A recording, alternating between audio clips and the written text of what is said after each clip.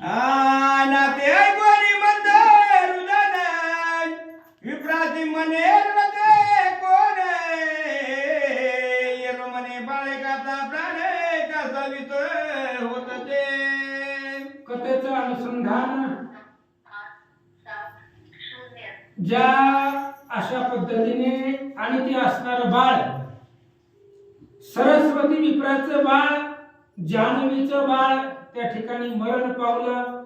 त्याची आई असणारी मंद मंद हळू रडू लागली. पुत्रमोह आहे, आवरत नव्हता. आणि सकाळी सकाळी पहाटेच्या वेळेला नाथ महाराज जागे झाले, झोपेतून उठले आणि उठल्याबरोबर कानावरती पडला. महाराजांनी विचारलं कोण रडतंय घरामध्ये, काय झालंय? त्यावेळेस त्या विप्राने सांगितलं, ब्राह्मणाने सांगितलं लेकरू आहे लहान घरामध्ये आणि त्या लेकराचा प्राण कासावीस होतोय म्हणून त्याच्या आईला रडू येत आहे असं तो महाराज विप्र बोलू लागला. मनोनी मोदित नाता जनपरी रडते कांतान आयच्या कोणी तयाची वार्ताय बाळानी म्हणत ते. म्हणून महाराज लेकराचा प्राण कासावीस होतोय म्हणून अज्ञानपणानं तुम्ही घरामध्ये झोपला ती सगळं विसरली आणि अज्ञानानं त्याची असणारी आई म्हणजेच माझी बायको त्या ठिकाणी रडत. महाराजांनी सांगितलं ते ब्राह्मणाला, म्हणले बाळ जो बाळ आहे ज्या बाळाचा प्राण कासावीस होतोय त्या बाळाला माझ्यापाशी घेऊन या. मग तो विप्राचा कांते पाती येवनी पाये तो पुत्राची तवते मिरवले प्रेत देती हाका मारोनी ते दवा. आणि मग त्यावेळेस स्वतः तिथून उठला, बायकोपाशी गेला, आपल्या लेकरापाशी गेला आणि लेकराला बाळाला पाहिल्याबरोबर लक्षात आलं की मेलय, मृत झालेला आहे. आणि ज्या वेळेस कळलं की मुलगा मेला त्यावेळेस त्यालाही दुःख झालं आणि रडू लागला.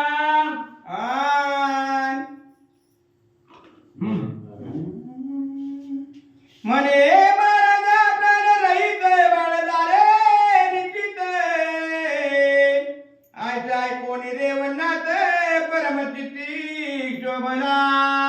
आणि त्या सरस्वती ब्राह्मणानं रेवणनाथ महाराजाला सांगितलं, महाराज बाळ मृत पावलेला आहे आणि बाळ त्या ठिकाणी मृत पावलं असे ब्राह्मणाच्या मुखातून ऐकल्याबरोबर रेवणनाथाला अतिशय राग आला, मनामध्ये दुःखही झालं आणि भयंकर अशा प्रकारचा राग आला.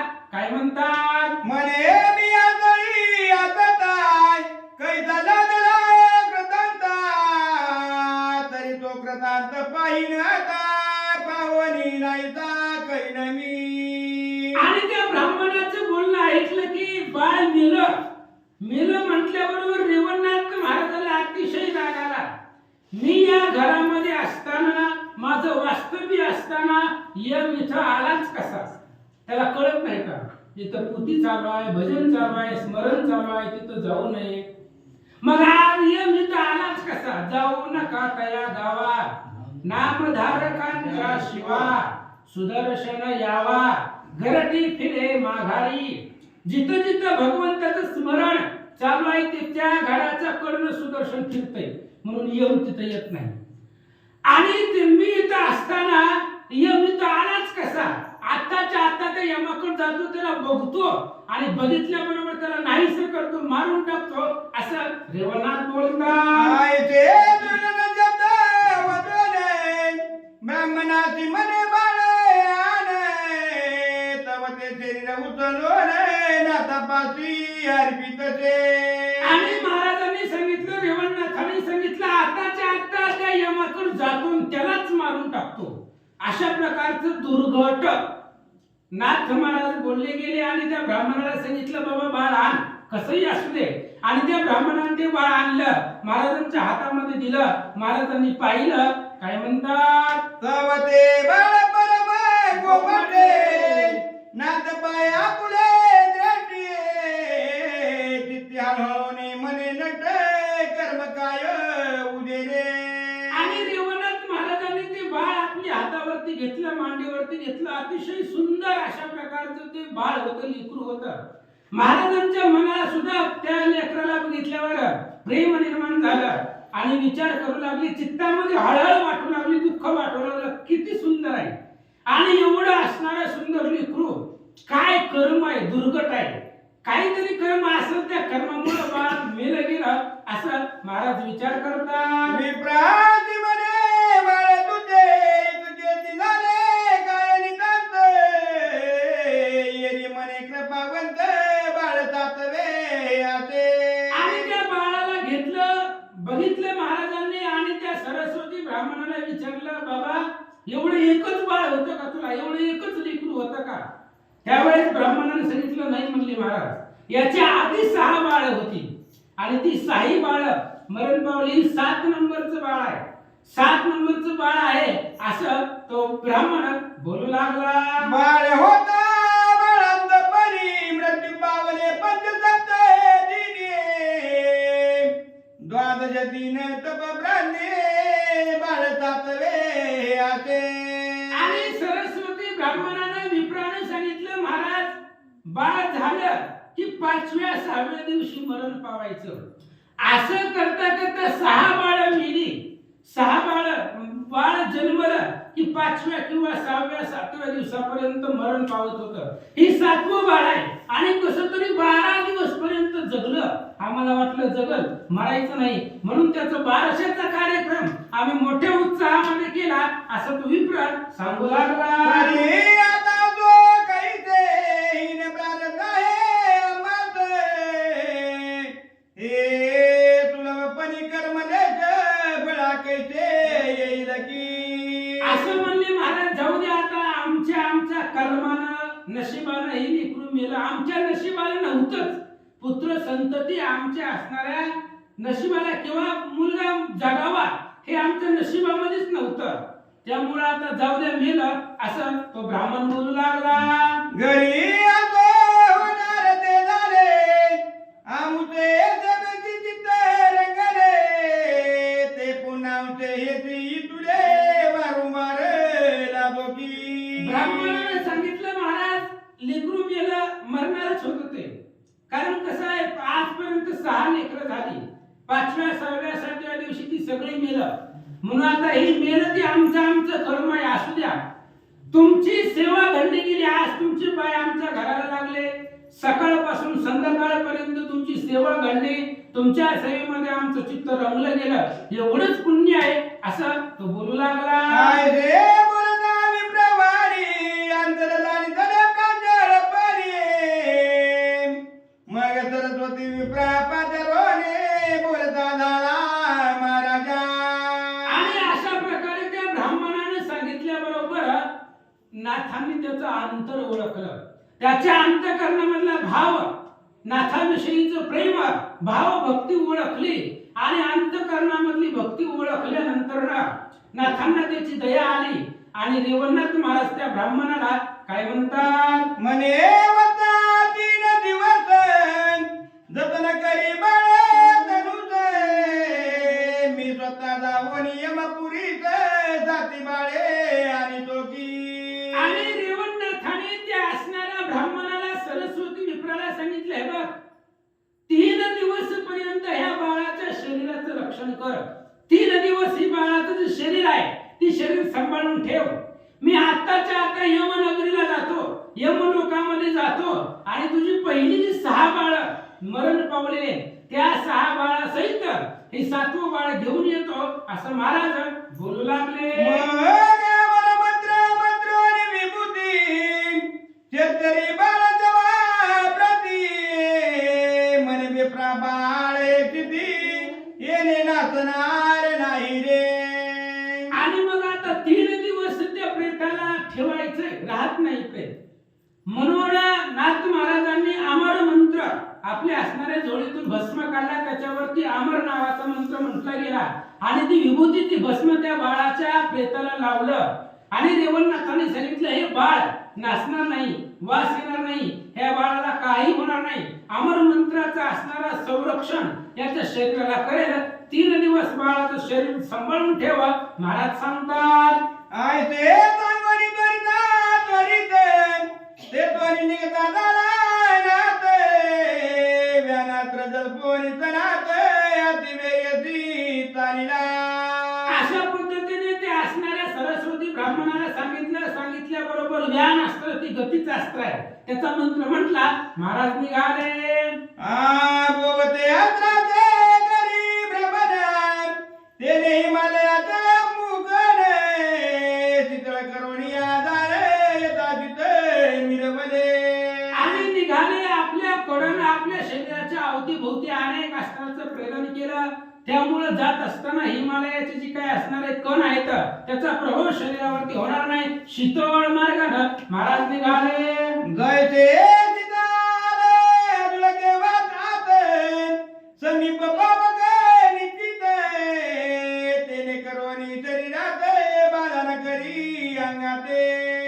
आणि तशा पद्धतीने हिमालयाच्या प्रदेशातून जात असताना वारा असणारा अंगाला स्पर्श करू नये. वाऱ्याच्या झुळूक जरी आली तरी सुद्धा त्याच्यामधून आपल्या शरीरावरती काही फरक पडणार नाही. अशा प्रकारचं अस्त्राचं प्रेरण शरीराभोवती केलं आणि महाराज निघाले. देवी आदिनाथ मात्र बन मिळवणी योग पात्र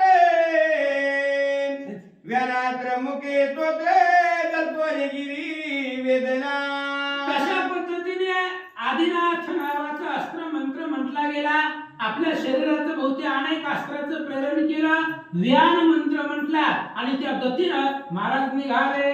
सहस्र तारीला यमपुरी संचार करी तो धर्मराज पाहोरी नेत्री असनाहुनी उठलाचे. आणि मग निघाल्याबरोबर अतिशय वेगाने गतीनं त्या वेट गावामधून रेवणनाथ महाराज यमनगरीला गेले, यमपुरीला. आणि यमपुरीला गेल्याबरोबर यमानं पाहिलं आणि पाहिल्याबरोबर उठून उभा राहिले.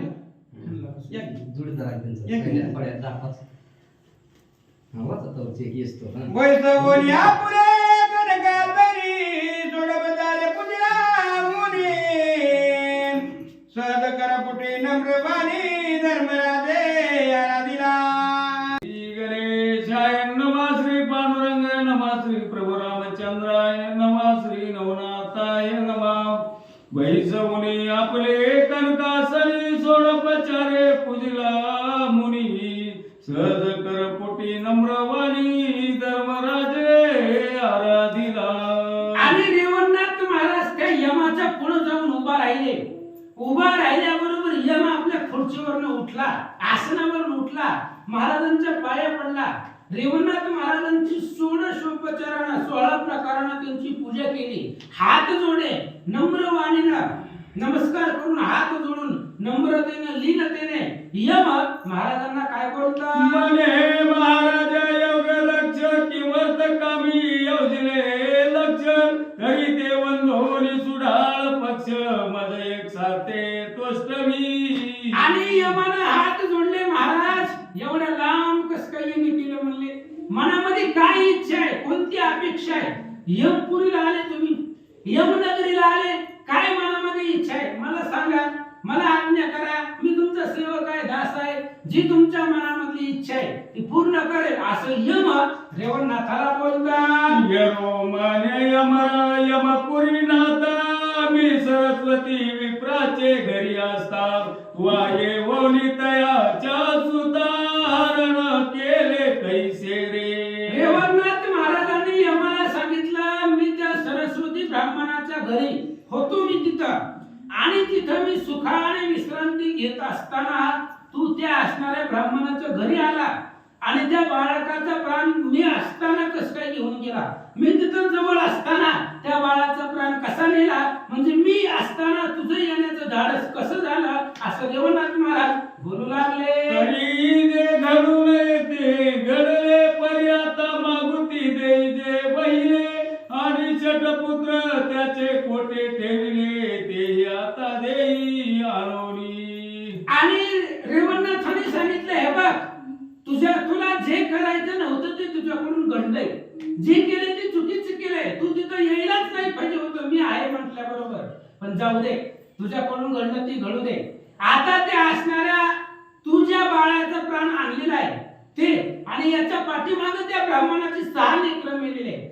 तर त्या 7ही बाळाचा प्राण आणून माझ्यापाशी आत्ताच्या आता दे असं महाराज यमाला बोलतात. तर या बोलासी वर्तन तू ते नये जरी घडवून मग मम मुकोपाचा प्रलग्न उरो न देई तुझ लागी. रेवणनाथांनी सांगितलं हे बघ यमा, मी जसं बोलतोय तसं जर तू केलं नाही, त्या लेकरांचा प्राण जर आताच्या आता आणून माझ्या पुढे ठेवला नाही तर माझा कोप म्हणजे प्रलय अग्नी आहे आणि त्या कोप रूपी अग्नीमध्ये तुला जाळून टाकीन, भस्म करील असं महाराज बोलतात. आईसे बोलता रेवणनाथ विचार करीते जो दिसुत मने चांगले बोलवून याते शिव धरते धाडावा.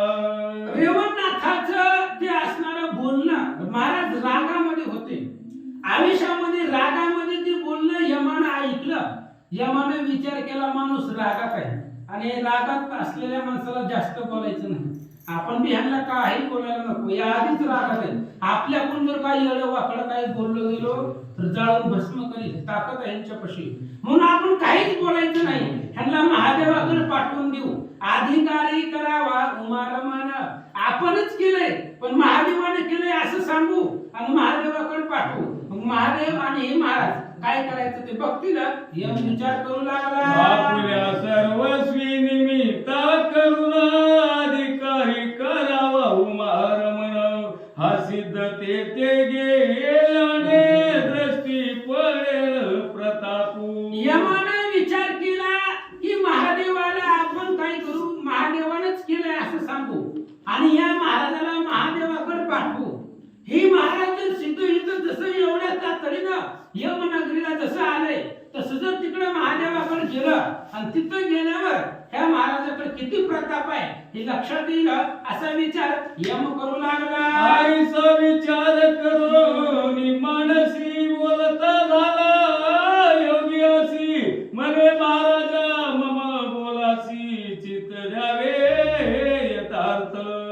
आणि अशा प्रकारचा विचार यमानं मनात केला की हे सगळं महादेवाने केलंय आणि महादेवाचं नाव पुढे करून महादेवाकडे भगवान शंकराकडे ह्या महाराजाला पाठवू. तिथं गेल्यावर ह्याच्याकडे किती ताकद आहे हे लक्षामध्ये येईल. म्हणून नम्र वाणीनं मंजूळ स्वरामध्ये यम महाराज रेवणनाथाला काय म्हणतात. हे महाराज हरिहर आणि ती जातो नाभी कुमर हे मुख्य त्याचा कारभार सकळ करणे तयांचे. आणि यमानं हात जोडले आणि रेवणनाथ महाराजाला सांगितलं हे बघा महाराज आम्ही सुद्धा नोकर आहेत, म्हणजे आमच्या तरी हातामध्ये काय आहे, जसं आम्हाला वरून ऑर्डर येईल तसं आम्ही त्या त्या पद्धतीने त्या त्या व्यक्तीला त्या त्या जीवाला उचलतो. आम्हाला सुद्धा वर्ण सांगितलेलं असतं. म्हणून मुख्य कारभार हे तिघांचा आहे, ब्रह्म विष्णू आणि महेश. आमच्या हातामध्ये काही नाही, हे मुख्य हे जगाचे कार्य करते तिघे जण नाही. अशा प्रकारे महाराज यम बोलू लागला. जरी म्हणाल कैसे रीती त्रिवर्ग त्रिकमी असती शिवक्षयी विधी उत्पत्ती रण शक्ती विष्णूची. आणि महाराज तुमच्या मनामध्ये प्रश्न येईल, ही तिघजण 3 काम तिघांकडे आहे आणि सृष्टीचं सगळं कार्य हे तिघांकडेच आहे.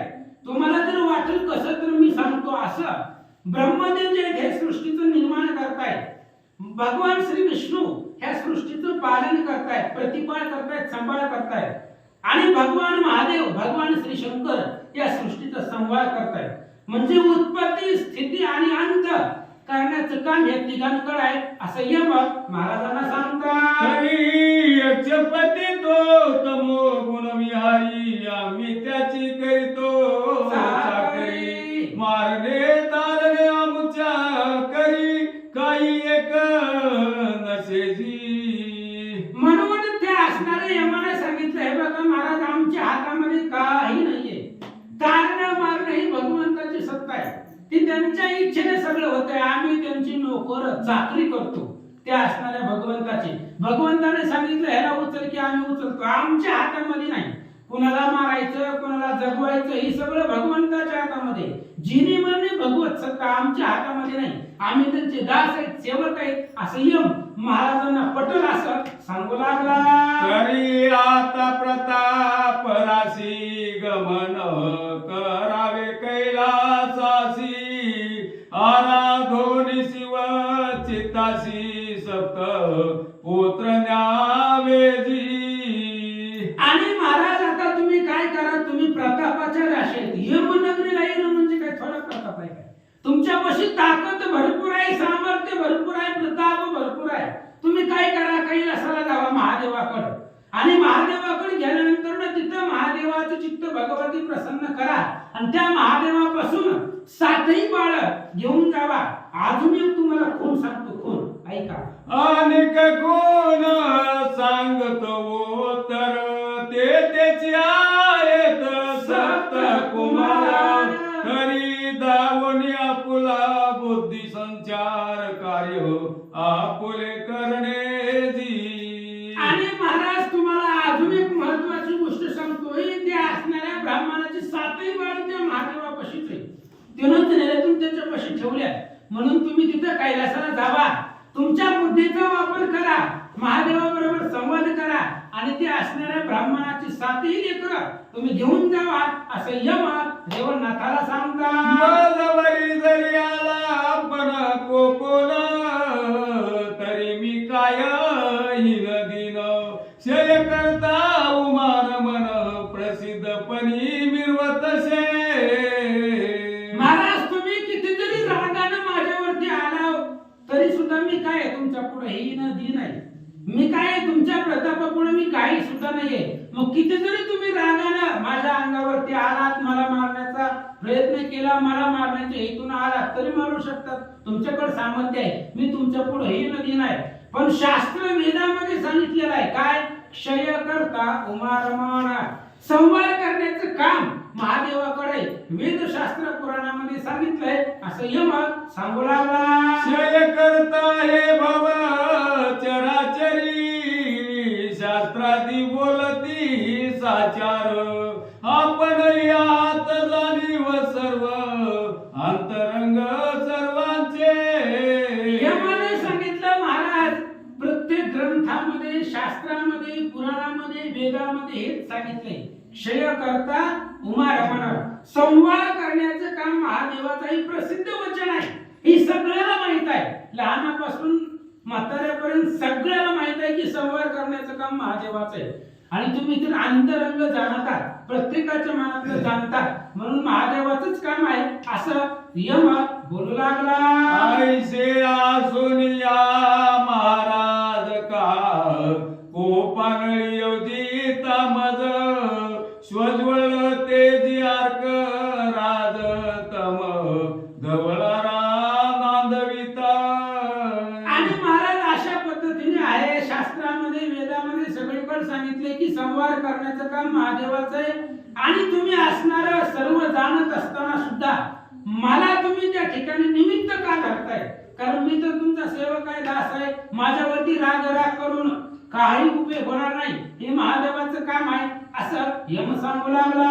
तुम्ही सर्वाचे ज्ञान दिवटे, कुपी पडता ज्ञान वाटे, हे योग्य नव्हे तुम्हाला हळवटे, धोपट पंथी मिळे ना. अहो महाराज तुम्ही तर ज्ञान दिवटे आहेत सगळ्या जगाचे, जगाला ज्ञान देण्याचं काम तुमचं आहे, आणि तुम्ही असं आड मार्गाने निघाला योग्य वाटत नाही. ते तुमच्यापासून सगळ्याला ज्ञान भेटतं, तुम्ही ज्ञानाची राशी आहे, आणि मग तुम्ही असं वेड्यासारखं किंवा आड मार्गानं इथं माझ्यापाशी का आला, तुम्हाला माहिती पाहिजे संवाद करण्याचं काम कोणाचं आहे, महादेवाचं आहे, तुम्ही तिकडे जायला पाहिजे, इथं कसं काय आला तर असं यम बोलू लागला. ऐसे बोलता धर्म राज मान, तू काही तेज पुंज, म्हणे हे पंचाननाचे काल, ते सत्यार्थ बोलसी तू. यमाचं सगळं बोलणं रेवणनाथाने ऐकून घेतलं, आणि रेवणनाथाला ते पटलं, कारण यम पटल असंच बोलत होता. आणि रेवणनाथाला पटल्याबरोबर त्यांनी सांगितलं बरोबर आहे, तुम्ही बोलता ते अगदी बरोबर आहे, महादेवाचंच काम आहे, पण मला तरी काय माहिती, आता कोणी बी नेले काय म्हणतात यमाने नेलं म्हणून लागायचं बरं मी इकडे चालू. मला तरी काय माहिती, पण आता तुम्ही सांगितलं बरोबर आहे, हे महादेवाचं काम आहे असं देवनाथ विचार करतात. तरी आता कैलासी जाईन कैसा हे पंचानन, तो सत्वर दृष्टी पाहिन आमित्र पण त्या सुद्धा. मग आता कैलासाला जातो आणि कैलासाला गेल्यावर तो असणारा महादेव कसा आहे ते असणाऱ्या महादेवाला पाहतो. आणि जर असणाऱ्या ब्राह्मणाची लेकरं जर या महादेवानं दिली नाही तर त्याच्याबरोबरही शत्रुत्व करीन, युद्ध करीन आणि ब्राह्मणाची लेकरं घेऊन जाईल असा विचार महाराज करतात. आयसे बोलोनी योग धारणी उठता झाला मग ते तोडी, व्यान आत्रमुखी स्तवणी कैलासा ते पातला. अशा प्रकारचा विचार देवनाथ महाराजांनी केला. यमनगरीमधून उठले आणि तिथून उठून असणारे कैलासाला गेले. कैलासामध्ये जाऊन महाराज पोहोचले. आता कैलासामध्ये पोहोचल्यानंतर ना तिथं काय होतं ऐका. आता ते कथा सार होईल तितकी धुंडी कुमर, मूळ काव्य ग्रंथा पर नरहरी कृपे वर्णित. देवनाथ महाराज कैलासाला येऊन पोहोचले. आता कैलासाला आलेले आहेत. आता महादेवाबरोबर तिथं काय प्रताप होतो, काय कथा होते ती सगळी असणारी या ग्रंथामध्ये नरहरी कृपेनं धुंडी कुमार जे आहेत मालू त्यांनी असणाऱ्या ग्रंथामध्ये लिहिलेले आहे. आता तिथं काय कथा होती सावध चित्तानं लक्षपूर्वक ऐका. नमस्ते श्री भक्ती कथा सार मध्य गोरक्ष काव्य किमियागार, सदा परिशोत भाविक चतुर पंचत्रिशतमाध्यायी गोळ. श्री कृष्णार्पणमस्तु. शुभं भवतु. पुण्यं वर्धयात्. श्री ज्ञानदेव